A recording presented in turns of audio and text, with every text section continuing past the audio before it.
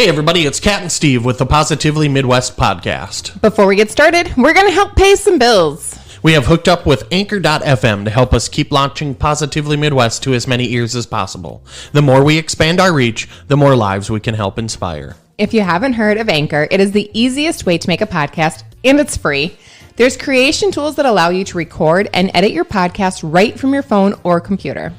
Anchor will distribute your podcast for you, so it can be heard on Apple Podcast, Spotify, Google, and many, many more. You can make money with no minimum listenership. It's everything you need to make a podcast in one place. Download the free Anchor app or go to anchorapp.fm to get started. Now, sit back and enjoy the next episode of Positively Midwest Podcast. Well, hey everybody, and welcome to Positively Midwest. I'm your host, Steve Jurens, and across from me, as always, is my lovely wife, Catherine. Hello, Mr. Steve Jurens. Hello, everybody. So, we are on episode 53 of Positively Midwest Podcast, and it's an absolutely positively Midwest episode because we are going to be speaking with a gentleman by the name of John Small, who's from the Sioux Falls area, and he has his own talk show with his wife, Heidi. And John, do you want to come on and say hi there to everybody? Hello, everybody. How you doing? Perfect. Thank you. So yeah, John, introduce yourself. Tell our listeners a little bit about yourself and your show, and then we're just gonna find some positive things. Yeah, that sounds great. Yeah, I'm originally from Huron, South Dakota, so I grew up there. Spent a little bit of time in Watertown way back in the day, back in the 90s, and then moved to, we think where I went from there, Iowa, then Nebraska, and then we ended up in Sioux Falls, which we've been here now about 15 years. So, and it's kind of in between my mother and my wife's mother, so it makes everybody happy. The best of both worlds there. Absolutely. And, I got involved in broadcasting when I was in Huron. I went one day, it's kind of fun how I got involved in broadcasting. I worked a bunch of different part-time jobs when I was right after I graduated from high school. One of them was at a furniture store. And every day I would be in the radio with this other gentleman in the truck, and they would say something on the radio, and then I would throw out some funny little punchline, and he would laugh, and he'd say, your stuff is always funnier than their stuff. You should be doing this for a living. and I got to thinking that'd be kind of fun. And one of the other jobs that I worked at was carrying out groceries. And there was a lady from the radio station that came to the grocery store, and she was talking to me about, what are you doing after high school, and what are your plans? And hey, we should get together and talk sometime. And I said, yeah, that'd be great. And I'm thinking, wow, she wants me to work at the radio station. So I meet up with her, and she was talking to me about Amway. So, which nothing against that, but that's not what I had in mind. And I kept steering the conversation back to radio. And she said, if you'd like, you can come in and talk to the guys and see if, they'll have you read some stuff and see if you're any good at this. And this was in 1994, and I had 7 different appointments. Every time I'd go there, they were busy, and, something came up and we don't have time, come back tomorrow. And I thought that it was a test to see how bad does John want to do this. But what I realized after about the 5th or 6th time there is I don't think that this is a test. I just think it's really disorganized. So there was another radio station in Huron. It was literally right across the street. So I went across the street and I walked in, and there was a gentleman that I had met who worked there, and he was leaned back in his chair actually taking a nap. And I knocked on the door and woke him up. Wow. And I said, hey, do you have any openings here for like a DJ or whatever? And he goes, and he looks at his calendar and he goes, could you start Friday? I said, sure, I suppose. I don't know what I'm doing. He goes, no, I'll train you. So that Friday I go in, and he said, this button does this button does that. Don't swear on the radio. When it's time for the basketball game to start, you flip this switch and you introduce Bud. And when they say, I'll be back in a minute, you push this button once. If he says 2 minutes, push the button twice. If you need me, I'll be at home. And he left the station. Oh, my gosh. So talk about trial by fire. And it was on 1340 KIJV in Huron, South Dakota. This would have been back in like 1994.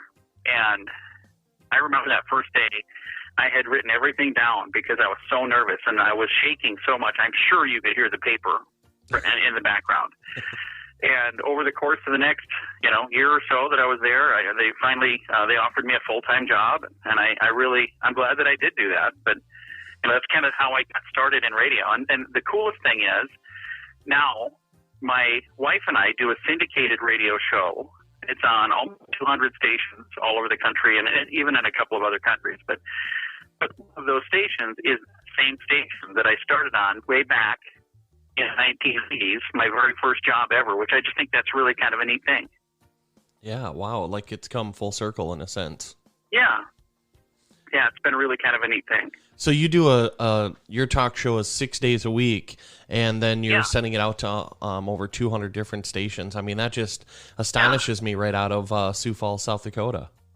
Well, and the neat thing is, when we started, we bought a license for a radio station in Sioux Falls, and when we very first launched, we were promoting ourselves as a Brandon radio station, and it's because we lived in Brandon, so we rented an office in Brandon, and that's kind of the exact opposite of what most people do. They'll buy a license from a small town around a big city, and they'll move it in to the big city, So like Tacoma, Washington is a pretty good-sized town. They don't have a single radio station. Every Tacoma, Washington radio station has been, branded now as a Seattle radio station, because they can charge more for the advertising, and it just, financially makes a lot more sense. Well, we did the exact opposite here. We took a Sioux Falls station, biggest city in the state, and we called it a Brandon station for 2 years. We were based in Brandon. And over the course of those 2 years, the majority of our people who were winning contests and people who were advertising with us, they happened to be in Sioux Falls. So then we made the decision to get an office in Sioux Falls, and now we actually live in Sioux Falls as well. So it's a Sioux Falls station now as well. Wow, so you've come it's easier said than done, but you've come a long way. Oh, and I'll tell you, the syndicated show, the way that thing happened, we bought a station about 2 years after we launched the Sioux Falls station. That was in 2010, so this would have been maybe 2013, 2012. We bought a radio station in Sioux City, Iowa, and when we were putting the plan together for that, we said, okay, if we're going to provide content for these two radio stations, why not offer that content to other radio stations? So I picked up the phone. I know this was in 2014. I just remember it was. I picked up the phone and called 5 broadcasters in 5 different parts of the country. And I said, if we provided a radio show, a good, clean, wholesome show that's, you don't have to worry about what we're going to say. We're not a big city, not a major market. We're not, that's the thing. Small town radio is a lot different than big city radio. When I go to a bigger city and I listen, I just think, man, I would never have said that on the radio. Yeah. But so when I had these conversations, people felt very comfortable that, we would do this. And so we launched, it's called Cloudcast Radio, because we broadcast from the cloud. We launched that officially in 2015. And over the course of time, we ended up selling our station in Iowa, because I was just driving back and forth all the time. And the crazy thing is, it seemed like wherever I happened to be, the problem was in the other town. So if I was in Sioux Falls, we had a piece of equipment that wasn't working in Sioux City. And if I was in Sioux City, then that piece of equipment was in Sioux Falls. And I put on a lot of miles. And along the way, we said, you know what, let's let another couple enjoy their dream as well. So we could have sold the station to a bunch of different people. We had like 13 different offers, and we ended up taking one that probably wasn't as much money, honestly, because it was a couple that they were struggling and wanting to get their start, and we worked with them because we just loved the idea of helping another couple get the opportunity to own a radio station. So now awesome. We have just the one in Sioux Falls, and we have the syndicated shows. Very neat. That is an awesome story, and like to be able to give back and help somebody else start their journey, like you were given that chance to be able to start yours. And that's the thing that, I talk to people all the time that, I talk to business owners who just started a business, and to visit with them and just the positive energy that comes from them, and there's nothing that can stop them, And then I'll talk to people who've been in business for 10 or 15 years, and they've been through everything. And there are times that you sit with them, and you feel like you're talking them off a ledge, and there are times that it's tough, being a business owner is not easy. There are some ups and downs, and I can tell you in our 11 years that we've been in business, there's some major ups and some major downs. And through it all, my wife and I have actually grown closer.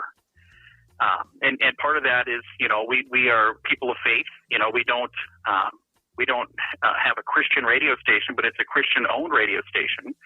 And that's kind of the center of everything, that the decisions that we're making, and when we're trying to decide how to do things, that's very much a very big part of our decision. And during some of the toughest times, one including a lawsuit that was a 3.5-year thing that we had to sue somebody. I'd never done that in my life. I'd never had to sue anybody in my life. But in the middle of that, we grew closer together, and we just found the positives, and it makes a huge difference. Yeah, going through that adversity, that kind of deep adversity together, and finding a way to be partners through all that really makes a huge difference. I know that's something we've kind of gone through quite a few of those, and they'll never probably go away. Keep having them, but then once that bond is there, that partnership, it makes a big deal, because we know the radio industry can be, your hero today and almost zero the next day. It's quite a roller coaster. Well, and one of the things that was really kind of neat within the last year, it was actually, they started, I think, it was either October or November.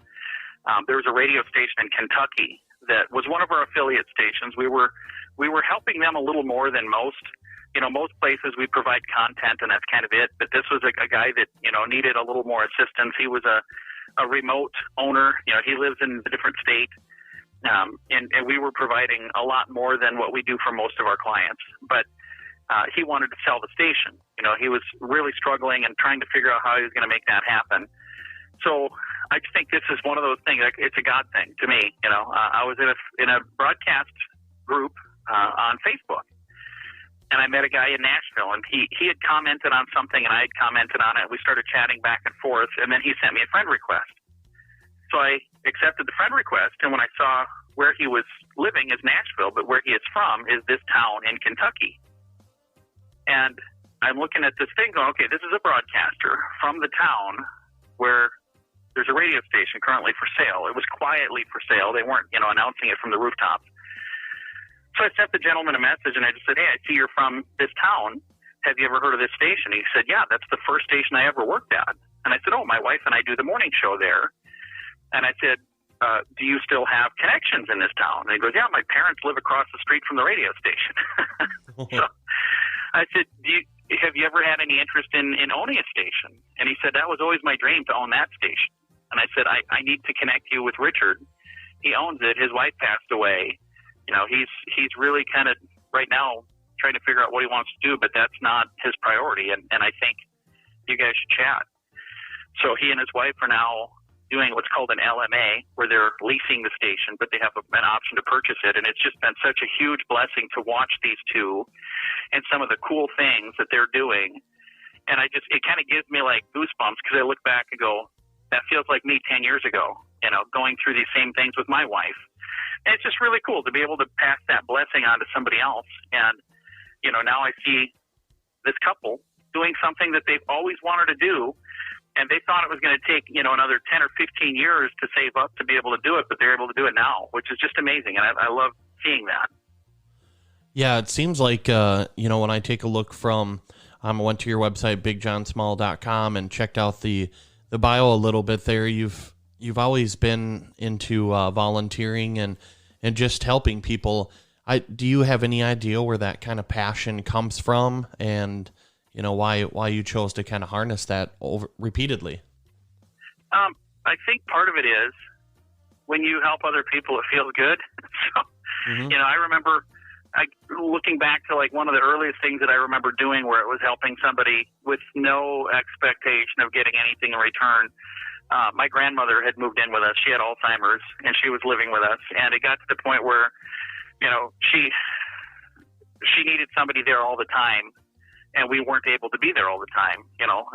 Kids were in school, and Mom was working, and Dad was working. So she ended up going to a nursing home. And my dad said, you should go there on Saturdays. They have a church meeting on Saturdays, and you should go and pick her up and take her to church on Saturdays. And I thought, that would be kind of fun. I get to see her. She had no idea who I was. When I would go there, she had no idea who I was, but I still knew who she was. Mm-hmm. And the first week that I did it, I was literally doing this because my dad suggested you should do this. After that first week, I went every single Saturday. I took time off work on Saturdays to make sure I could go because it was so much fun. And I would have other people who were residents there that when church service was done, they would say, "Can you pick me up next week?" So I got to go to different rooms and wheel different people to this church service. And then there was a lady named Helen that would play the piano, and she said, "Hey, when you do these readings, because they would have me do one of the readings, and they said, when you do the readings, if you don't know the name of the town or if there's a name, just say anything. Nobody here really cares. They're fine with that." And it was just, it was the coolest thing because I got to go and spend an hour with my grandma and my great uncle. Her brother was also in that same facility, and I would see the two of them every week. And he knew who I was. He was sharp as a tack. My grandmother had no idea who I was. But I got to go and spend time with them, and it was just the greatest thing. And I remember when I took a different job where I couldn't do that anymore. And every Saturday for the longest time, I would just be sitting there thinking, man, I'm missing out on something, And I was a young kid, and I look back and go, I'm so glad my dad told me to do that. That first time I was driving there, I was thinking, why do I have to do this, But then after that, I'm like, I'm really glad I got a chance to do that. And the thing that you'll discover, when you do something good for someone else, it actually feels good, And I see people all the time who are posting things online, and it's like, hey, I did this and I did that. And I'm like, that's awesome. I'm glad that you did it. But did you do it because you wanted to do it, or did you do it because you were trying to gain followers, And that's where, again, I'm still glad that somebody was blessed. That's awesome. But there are so many times that I look at those situations and I go, the best things to do are things nobody even knows about, But when you go out and help people, like I said, and you're asking why I do it, I guess because I feel like it's a good thing to do. And I do it because when you help other people, it really feels good. There's a lot of things that I've never put on a page anywhere. I've never said anywhere. I don't do it because I'm looking for people to say, hey, good job for doing that. I do it because I can, and I want to, and I like it. And there are people I see all the time in the news that do good things, and I just go, that's awesome. I'm glad they're doing that, and I get it. If I had the means, I was just reading about Jeff Bezos' ex-wife gave away $4 billion this last year. Mm-hmm. How cool is that? I mean, wouldn't it be awesome to be able to help? Think of how many people are blessed by that. In the year 2020, there's a lot of people that needed help, and to give away $4 billion with a B, $4 billion. What an amazing thing to be able to do. Right. And it's kind of like, your vibe attracts your tribe in a sense. And so all the good that you put out into the world, the blessings come forth to you as well, as long as you're doing it with like the truest of meaning.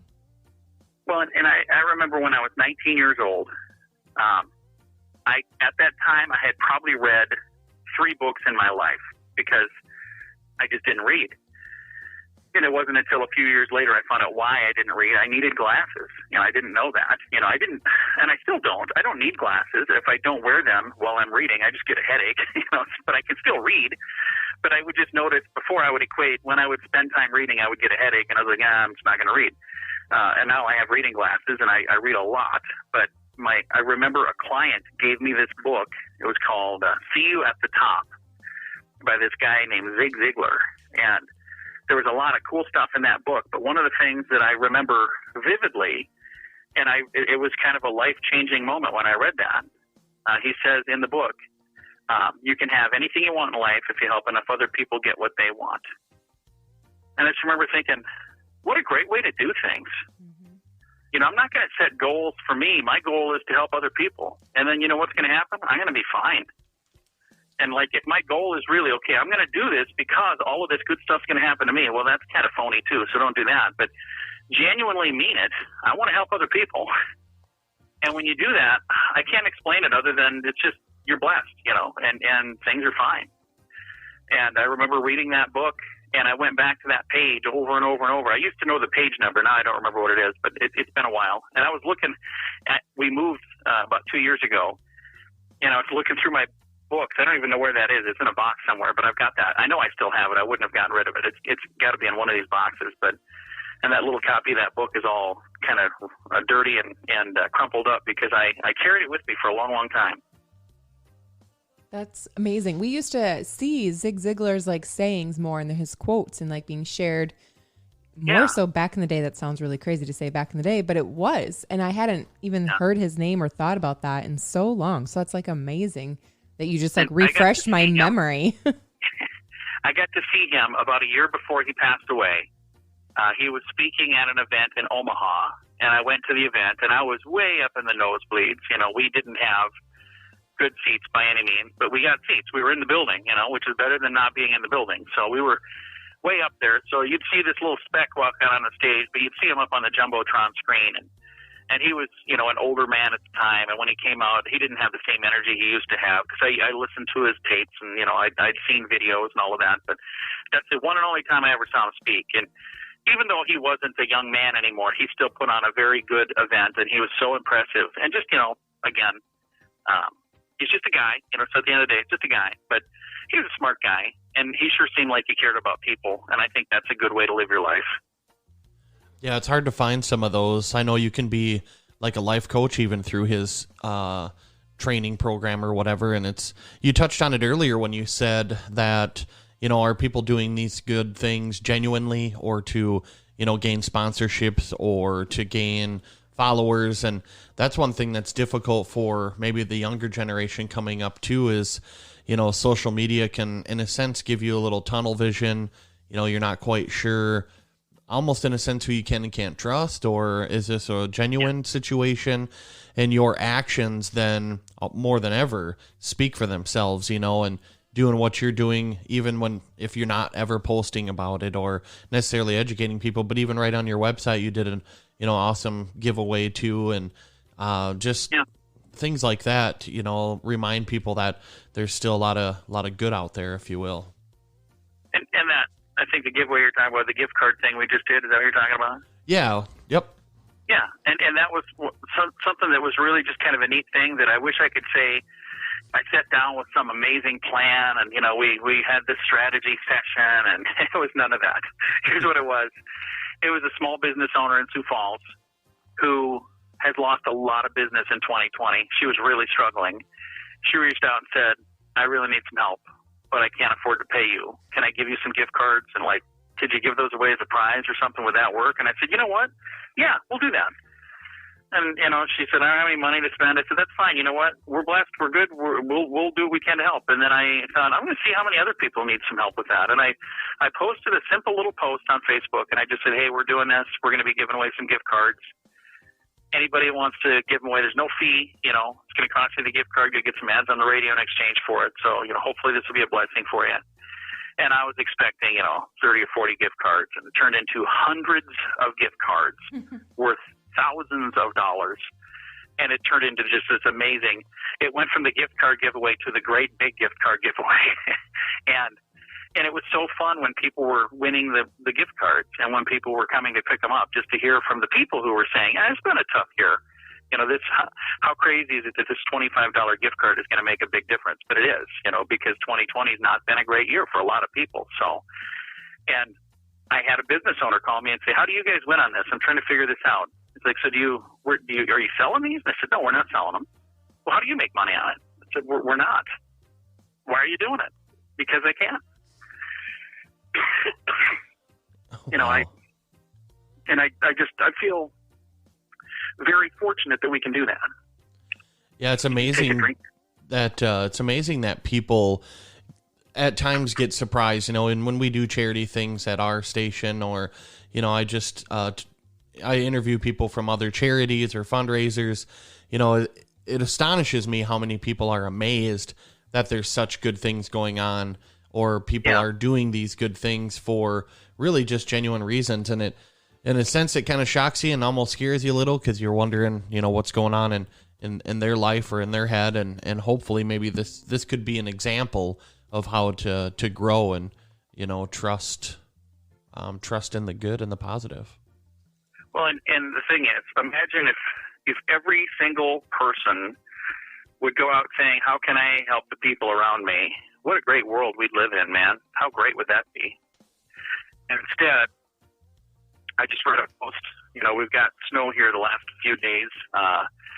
And a friend of mine on Facebook, and she's a business owner, she went to her hair salon, and she discovered somebody stole her snow shovel. Oh. She had it sitting outside the back door. And she was pretty kind about it. She posted on Facebook and said, well, I get to buy a new shovel today. I just hope that my shovel that was stolen from my salon was a blessing to whoever got it.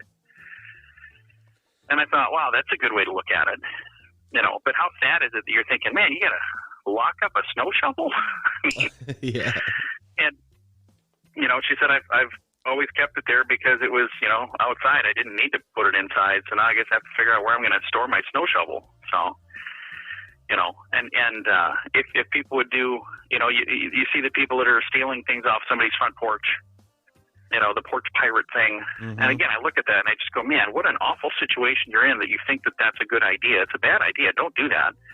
You're literally not just stealing somebody's package. You're stealing a gift. You're stealing who knows what it is. It could be something that they need for their business. It could be something that they need for whatever. And to just go randomly snatching packages off porches doesn't make any sense to me. And it's not because I've never lived in hard times. I can tell you, I've had hard times, man. We've had plenty of those, but I never stooped to stealing somebody's packages. I wouldn't do that. And I can tell you, if you're doing that, that's not going to lead to a positive place. It's just not. But instead, if you focus on doing positive things for other people, good things will come your way too. I just know they will. Yeah, it's a proven fact that if you are constantly being pessimistic and putting the bad out in a sense, and you find the bad in every situation, and if I do this, this will happen, it seems like that's the rut that you get stuck in, and then we don't realize if you do the same thing with the good and the positive, you'll get stuck in that positive rut, if you even want to call it that, but you're always going to be seeing those things coming at you, and it's almost overwhelming sometimes because you're like, holy cow, it completely changed. Why didn't I do this earlier? Yeah. There's a young man in Sioux Falls that recently started a podcast talking to business owners about success. And he reached out to me, and I was very honored that he asked me to be on the podcast, first of all, but he said, I'd like you to be my first guest. And I said, oh, wow, that's cool. Why? And he said, I just think, you're just a fun guy. You're really bright and cheerful and positive. And so when we were doing it, it was weird because I had to look in the camera on my computer. It was like a Zoom thing or whatever. Yeah. So it wasn't just audio like this is. I'm fine with this. I could be sitting here in my underwear right now. You'd never know. But I had to comb my hair and stuff. And I never know where to look when I'm doing one of the Zoom meetings. I'm like, what do I look at? Do I look at the camera? Do I look at the screen? I never know. But I was doing the thing. One of the things he asked me is what is your secret to success? And I said, well, the first secret is I'm probably not successful. I said, so there's your first secret. I said, if you look at the world's standards, if you look at the way most people, have a gauge for success, if that gauge has anything to do with a bunch of money in a bank account, I'm not the guy to be your first guest on this podcast, because that's not me. Everything we have is invested in our home and in our business, and so I'm like, I'm not. So maybe the big secret is I'm not successful. But I said, I think what you're really asking is, I always seem happy. I always seem positive. I seem successful because to me that's important. And it's not because I'm trying to pretend to be, I don't drive a new car. My vehicle is older than most people. I think my daughter and my son both drive newer vehicles than I do, but I don't have a car payment. I don't need one. I have a vehicle that gets me where I need to go.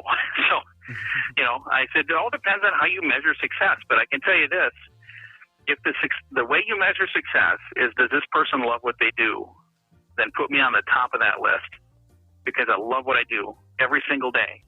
And here's the thing, if you're on a list that doesn't put you on the top of that list, if you're doing something every single day that you don't like to do, the only person you have to blame is you. Because your boss doesn't make you come to work. They outlawed slavery. So you don't have to keep working for somebody if you don't want to. You can go in and say, hey, I'm giving you my 2-week notice. And you can leave and go do something that's going to make you happy. And I encourage people to do that. If you don't like what you're doing, find a way to do something that makes you happy. And it's going to change your entire life. If you work 8 hours a day, that's 1/3 of your day. 24 hours, divided by 3 is 8 hours. So it's 1/3 of your day you spend working. And I work way more than that.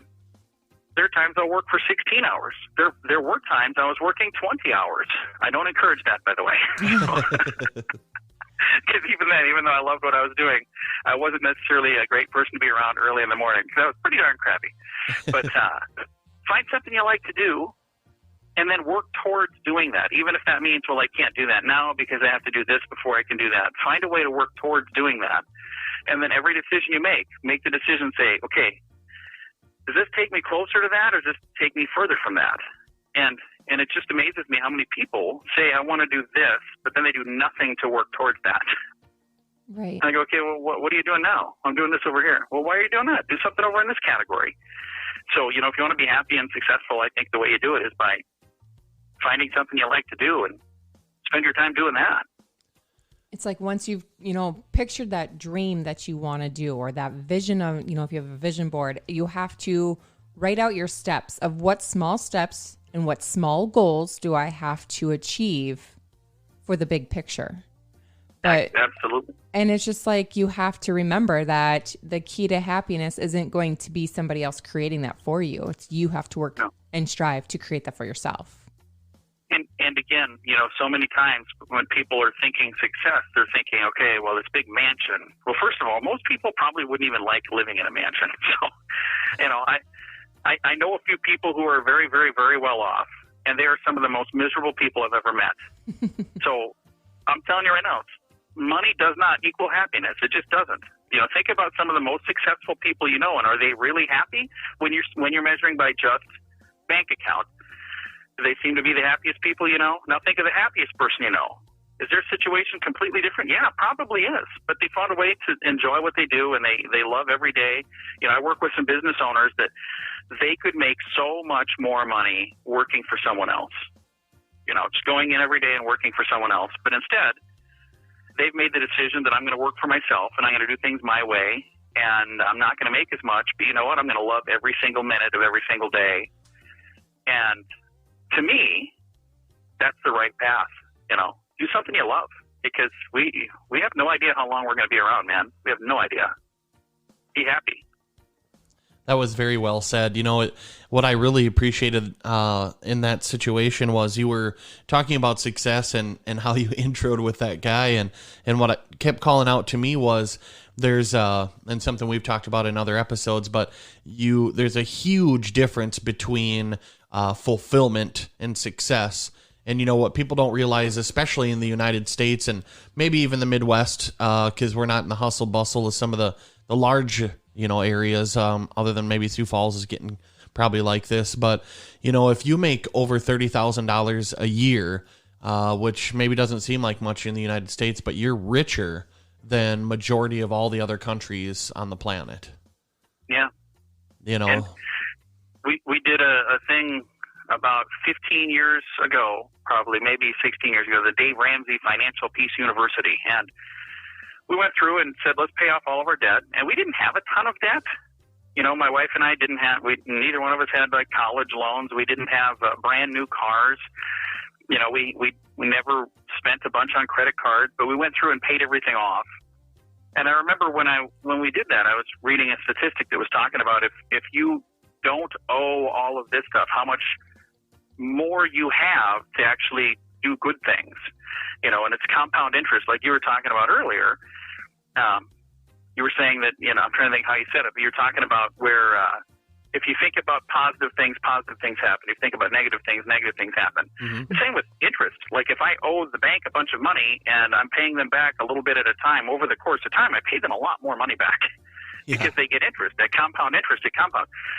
But if you're saving money, if you've got money that you're putting away and you're saving it, and that compound interest is working for you, it goes both ways. So it's like, hey, instead of me owing on all of these different things, if I can, do something where I'm actually saving and I'm, it's amazing. And again, we took everything that we had saved and stuck it in a radio station. So maybe the wrong guy to ask for advice on that. But, but again, it makes me happy. I love what I'm doing.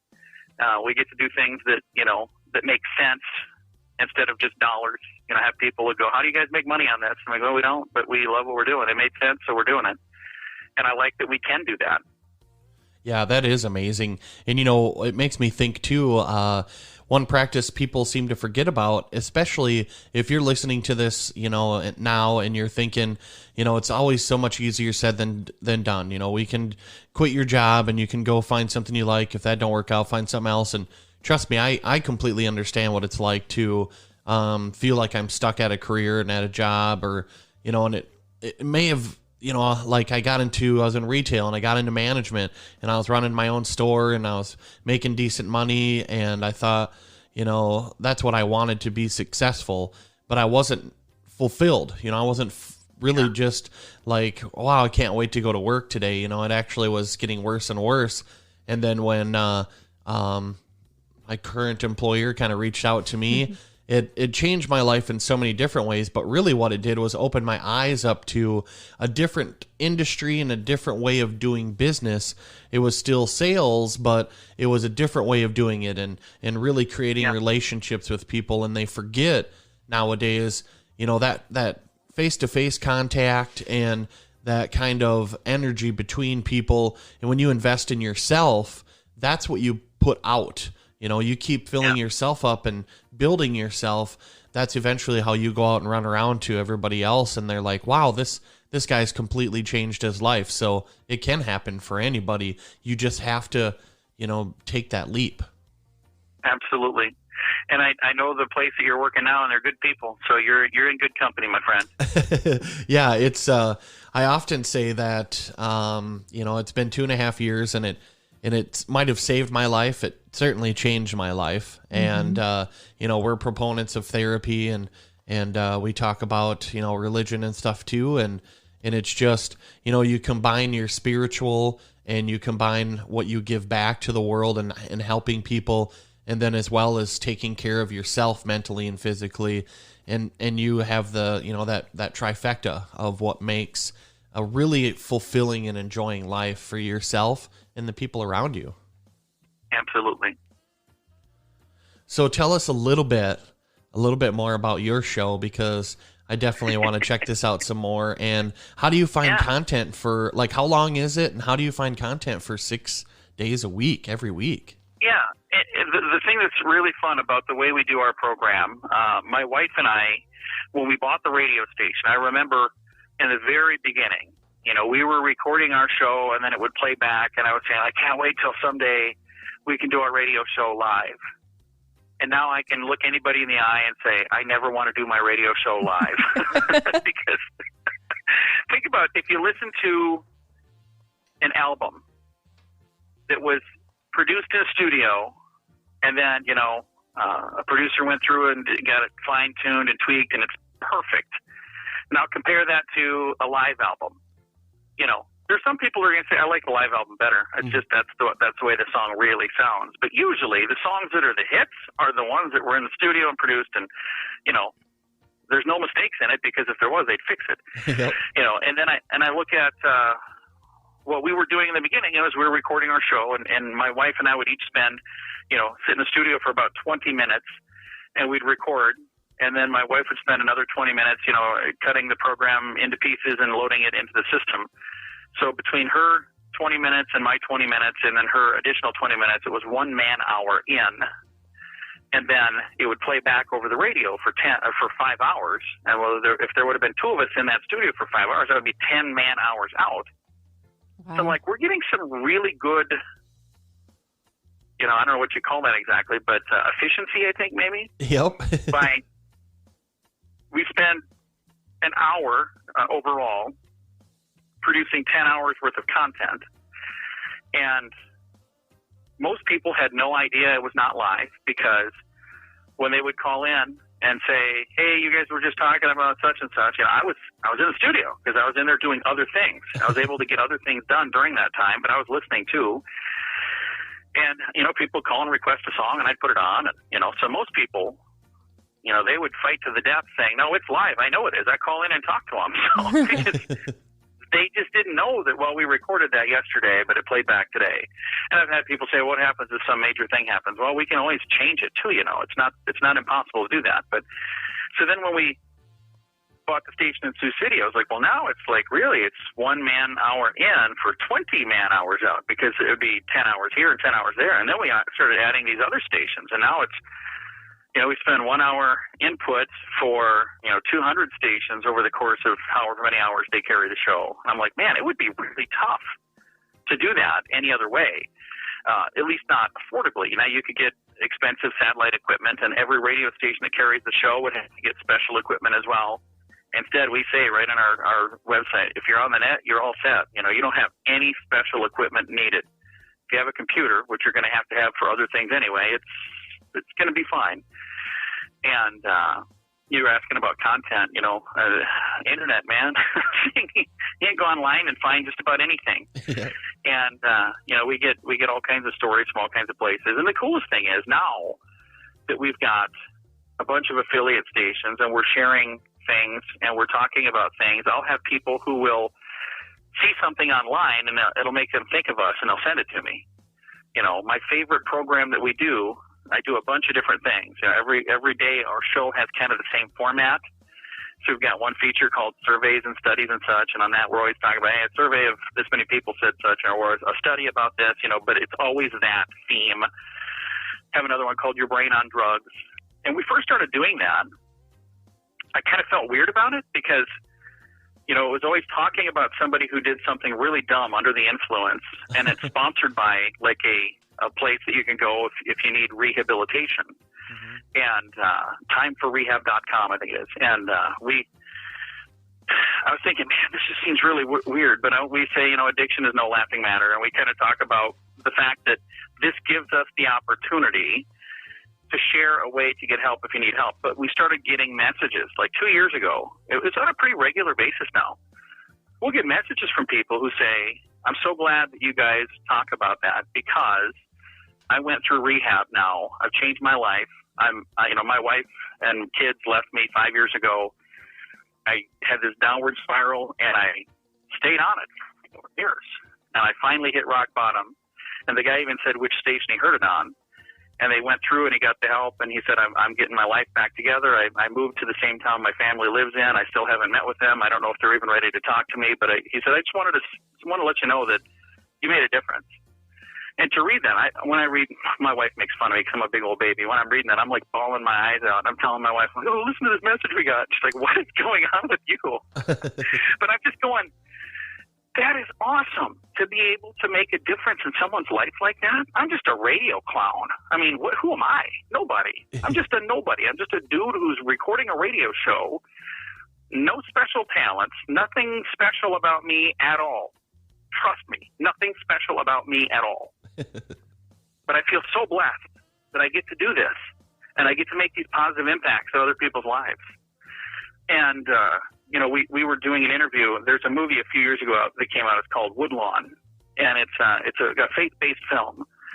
And Sean Astin is in the movie, and the person that Sean Astin plays is Hank Irwin. And it's an Irwin Brothers film, and they've done a bunch of faith-based films. And I got to meet Hank Irwin.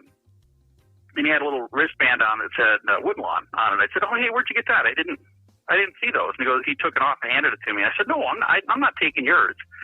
And he put his hand on my shoulder and goes, hey, I know the guys that made the movie. I can get another one. So his son's made the movie. Oh, my gosh. And he said, when I was talking to him, I said, at one point in my life, I wanted to become a pastor. I took 2 years of classes through a course called INSTE, Institute of Theology by Extension. I was planning on becoming a pastor, and I ended up not doing that. I stayed in radio, and I look back now, and I don't know if that would have been the right path for me anyway.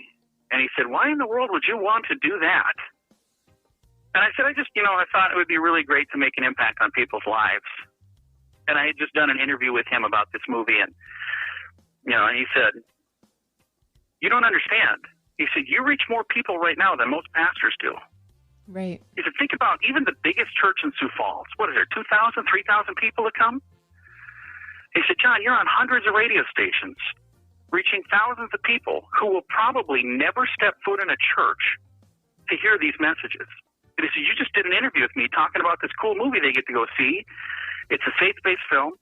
If you get their butt in the seat to see the movie, we'll do the rest.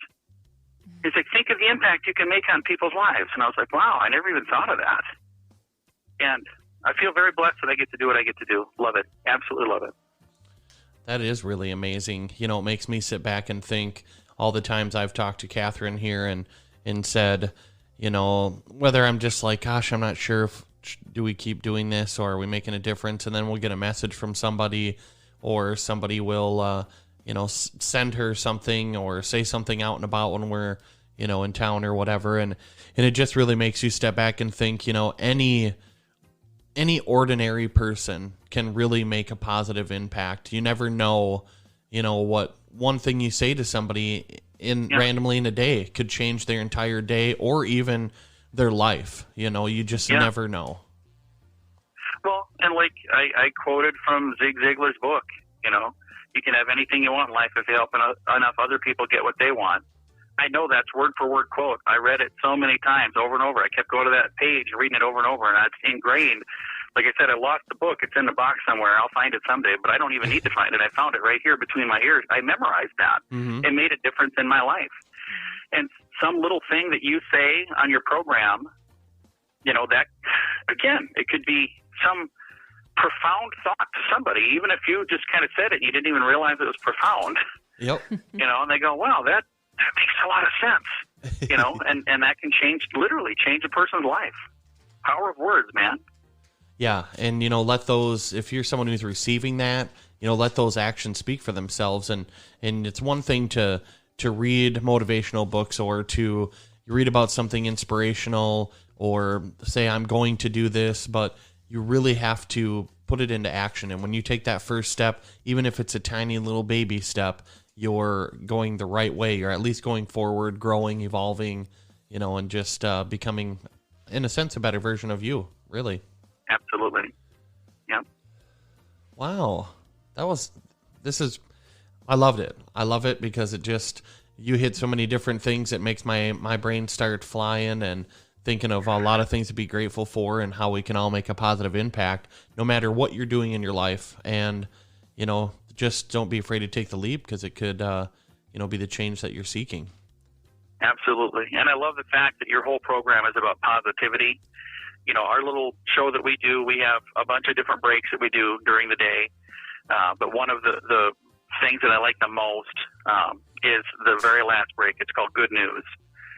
And we started doing that, I don't know, 3-4 years ago, something like that. And when we first started doing it, it was kind of a thing where I said, I'm going to go out of my way to find a positive way to end every show. Because, again, this is back when I absolutely remember what it was that made me do this. There was a story. I used to share a lot more on my Facebook page for the John and Heidi Show.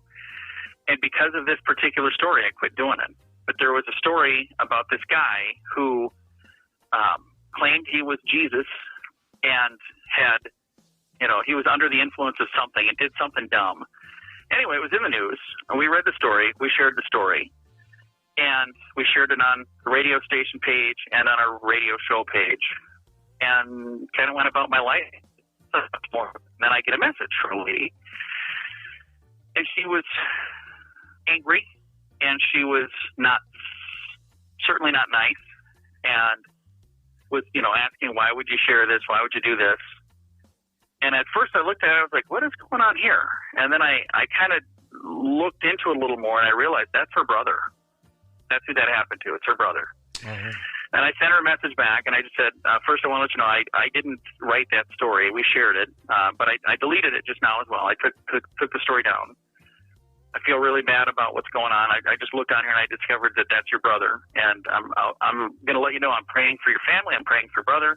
Hope everything's going well. And she replied back to me, and she said, I sent hundreds of messages to hundreds of radio, TV, newspaper.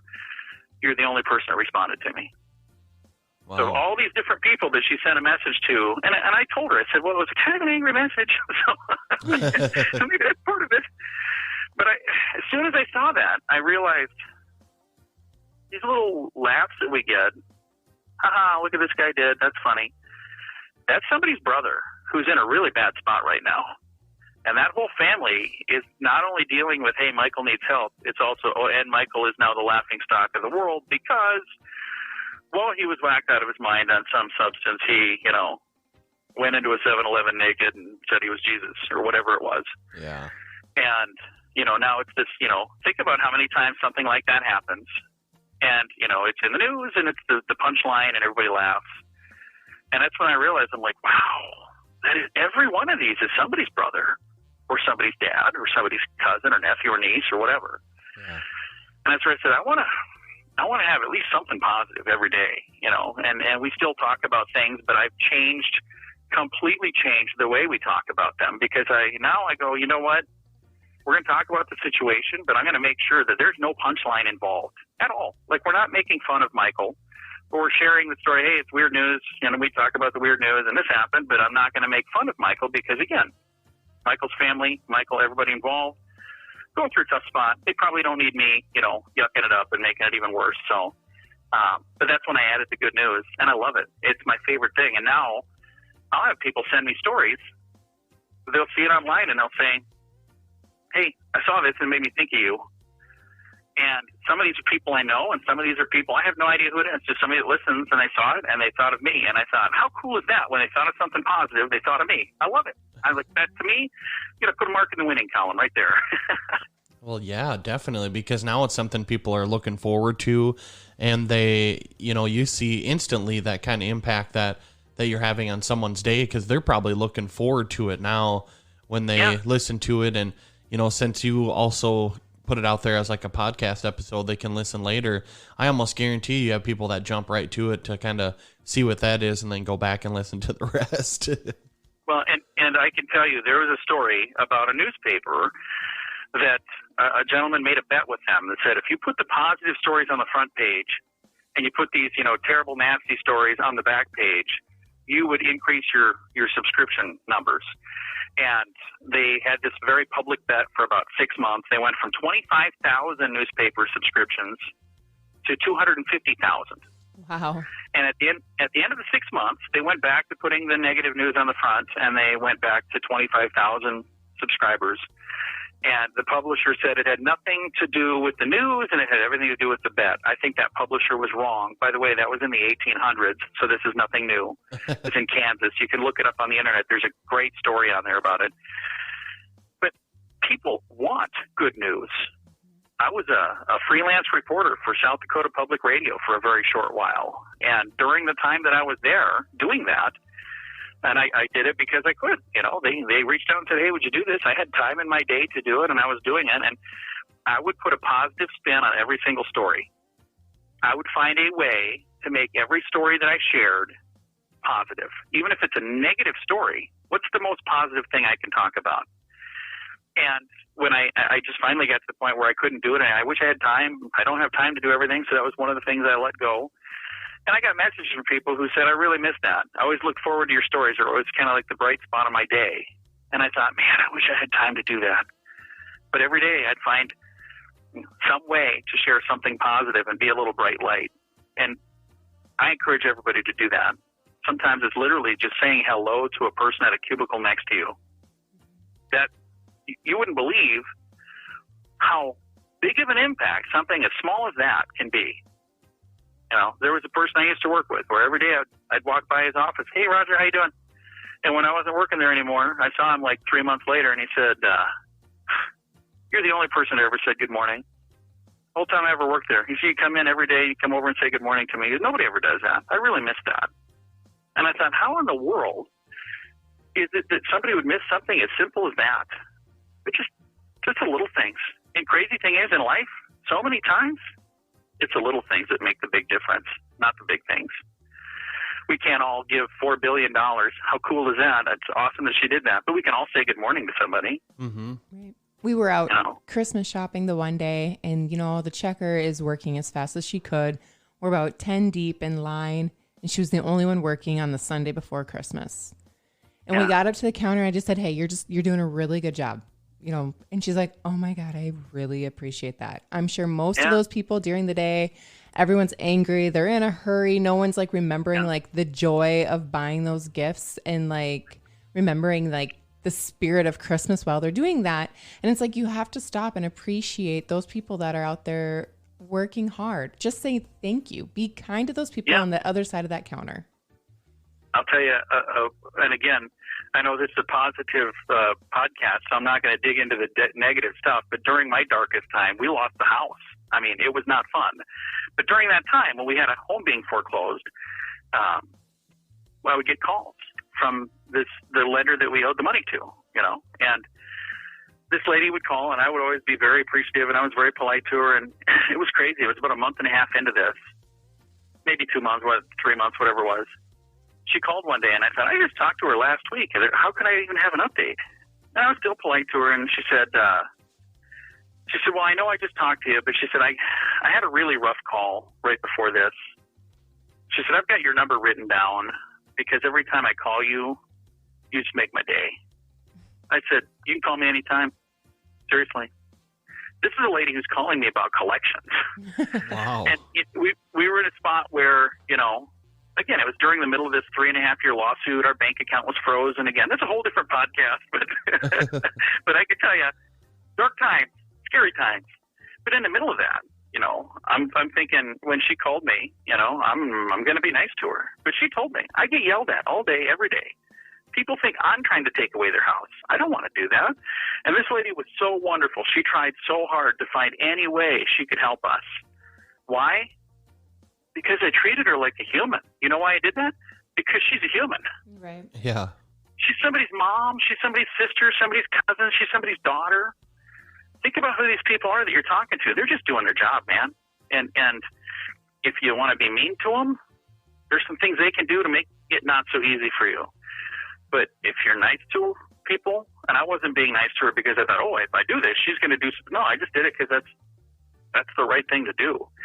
But when she called me, 1 week after another call where I was thinking, there's no way I could have even gotten this done by now. What is she thinking? And she told me, I just needed a positive call. I've got your number written down because every time I call you, you just make me smile. I was like, call me anytime. Wow. And how much did that cost me? I guess it cost me my house, but it wasn't her fault. Jeez. So, the answer is that didn't cost me anything. That didn't cost me anything to be nice to this lady. And I got off the phone feeling good every time too. And if I would have got done, if I would have been yelling at her for 5 minutes when I got off the phone with my blood pressure all raised, I would be in just as bad a mood as anybody else. But take the opportunity, any chance you get, to be good to somebody. I'll tell you what, it'll come back tenfold. It just will. Mm-hmm. Yeah, really, there's so many different points that you touch on there. Not only were you trying to hang on to, your faith and your positivity while you're going through that tough time, you had someone I've done collections before and did it for a year and a half or so, and that does get very, very tough on you psychologically, and some people can just kind of do it and it's a job and you move forward. But, I don't know if I'm more empathic or what, but I would absorb it and just, carry it around. And for you to have someone like that reach out to you and call and say that to you, that's a really, really big deal, I think, especially for what she does for a profession. They probably typically aren't supposed to do stuff like that. And it was so tough for her that you helped a lot. That's just absolutely amazing. Well, and I know when I was doing radio sales back in my early days of doing radio sales, and I would go in and I'd see somebody, and I'd have some people that were not necessarily excited to see a person coming in trying to sell them advertising, and I never looked at it as my job selling somebody advertising. My job is to help you grow your business, and this just happens to be the tool I use to do that. Yep. But I remember one guy that I went in to see, and he was so rude and so mean, and I left. I literally got in my car and cried. I got in my car and I was crying because I was thinking, man, all the nasty things he said and all the terrible things he said. Got in my car and kind of cried a little bit, and I thought, okay, well, time to go somewhere else, And I was literally thinking, do I want to do this? I like doing the fun part on the radio, but that job I was doing both, and now I look at it and I wouldn't even accept. I had opportunities to go and do just an on-air position or just sales. To me, I got to do both. I love both.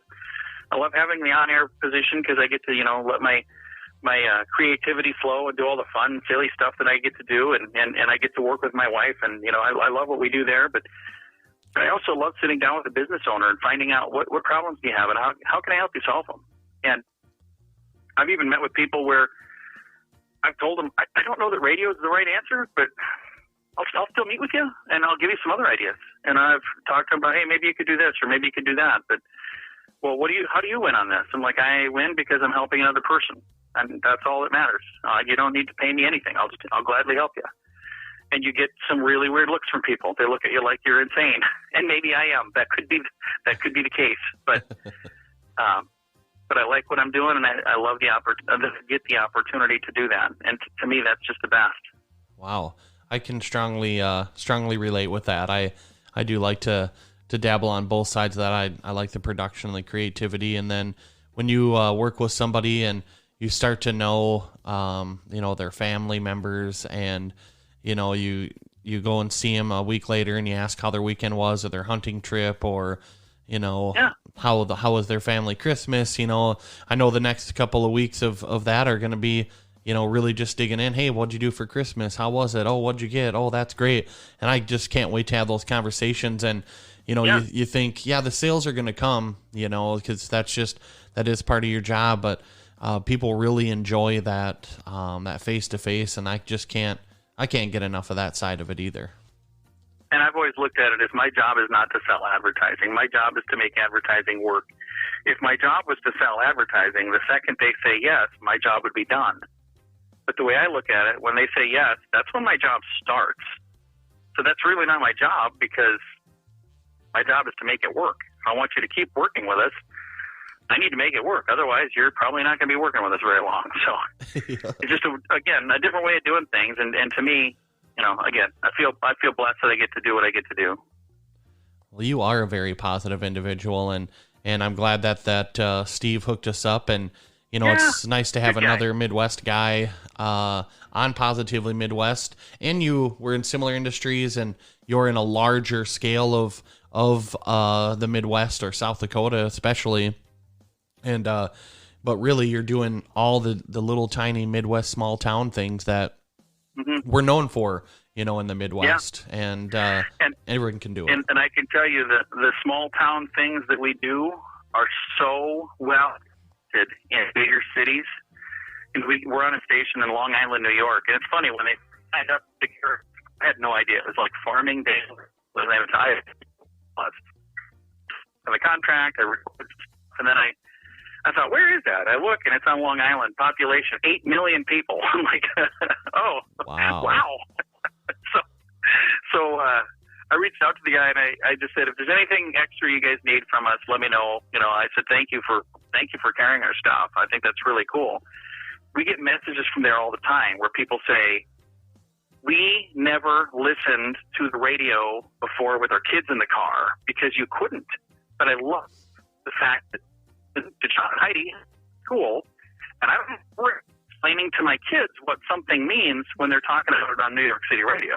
I can't have that conversation with my kids. Asking, well, what does it affect me? Well, that's something they shouldn't be talking about on the radio. That's what it is. But they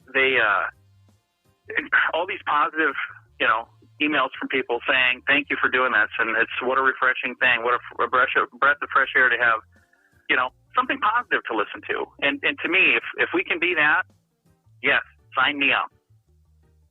You are already on your way doing it. And I've been love hearing all these stories and everything. I mean, what a great influence you've been to so many people.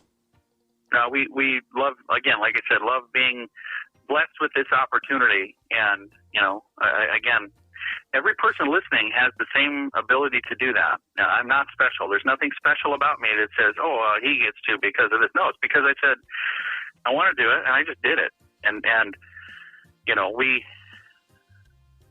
if it was some magical secret thing, I wouldn't be able to do it. But there's nothing magical. There's nothing secret. We just did it. And then people said, hey, we'll carry that. And now they do. So I think make it available, let people do it. Right. Yeah. And I think what does make you special is that you guys went for it and you wanted to put out that kind of content and you're wanting to make the difference. So that does make you guys special compared to maybe others out there. So you are. I remember talking to a friend of mine who worked for a big company as a pharmacist. And it's a big company that everybody in the Midwest for sure has heard of. And I don't know how far out they go. But anyway, it was a good job. And he couldn't quit because he got paid really well as a pharmacist for this big company. But his dream was to have his own pharmacy.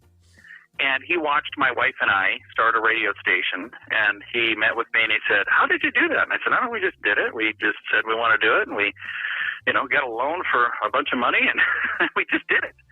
And he was saying, "I don't know if I could do that." And I said, I'm sure you could. And now he owns a pharmacy. He did do it. But I remember sharing a story with him. In Huron, the swimming pool, like the kiddie pool, is on one side of a chain link fence, and then the big kid pool is on the other side. And we were little kids; we had to be over on this side. And finally, the first time my mom let us go to the big kid pool, keep in mind, I barely knew how to swim. Where do you think the first place was that I went? I went to the high dive.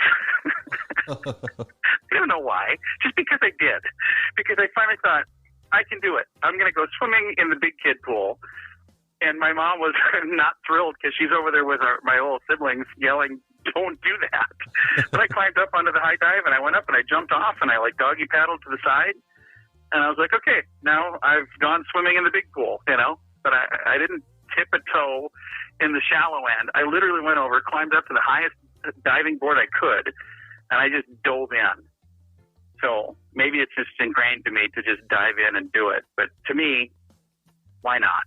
What's the worst thing that can happen? There's lifeguards on duty. They'll save me if they need to. So, thank God they didn't need to. It's like, so your lifeguards in life are like guardian angels then. So you always have somebody watching your back. I feel very blessed. I really, truly feel that I do. And again, could get into a whole different podcast on that. But I've already taken probably way more time than I needed to from you guys. But thank you very much for connecting. It's been a lot of fun to chat. Yeah, no, this is a pretty good average episode for us. So as far as time goes, so no, you've done an amazing job, and that's what I love the most about doing this. I mean, we both know how the radio kind of works and how you can interview people, but the podcasts are so raw and organic, and we're just a couple that's living by Watertown, South Dakota, trying to help spread positivity online and through different storytellings and interviews and all these things, and so. It's uncanny how no matter who we interview and what the subject is or what they do in their life, it just naturally turns into talking about positivity and how you can inspire other people. And here we've knocked out another awesome episode. I love it. Well, keep on doing what you're doing. I think we need more positivity in the world. So be a light in the darkness, man. Thank you, John. Yeah. So. Absolutely.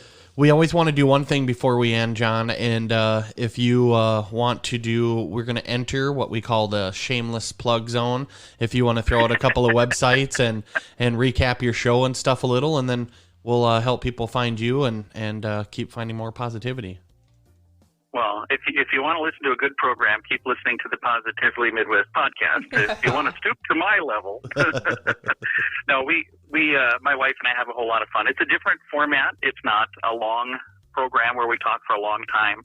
It's a bunch of little segments that get put together and turned into a podcast. Right now, I'm so far behind. I just had somebody reach out and say, "Do you guys still do a podcast version?" I said, we do. I just haven't loaded them in a while. So that's one of the things I'm working on this week is getting all of our stuff updated. But JohnandHeidiShow.com is the website for our radio program, JohnandHeidiShow.com. And we're on social media as well. The one that we're on the most is Facebook. I'm on Twitter, but that's such an angry place. Yeah. I try not to go on Twitter much. Every time I go on Twitter, it feels so weird. I started following a bunch of celebrities because, again, this is kind of like the high dive story. I just dive in when I do things.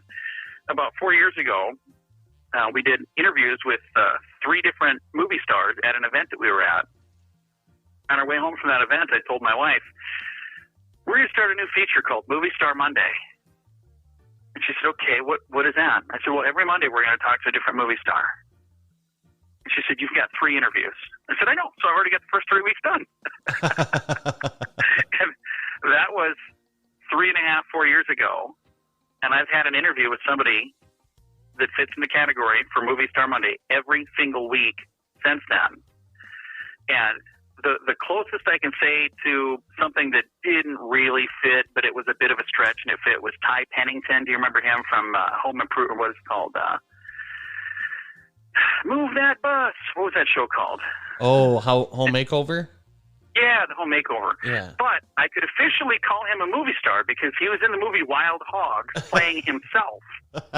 So like that kind of counts as a movie star, even though he played himself. He was in a movie, so it's kind of fits. Yeah. But usually, it's somebody that is officially like a real, actor, actress, whatever. And so every Monday we have somebody, and it's amazing to me how they find us. And, when I first started, I was going on Twitter sending them messages, which that did not work at all, by the way. But I just started following a bunch of people on Twitter.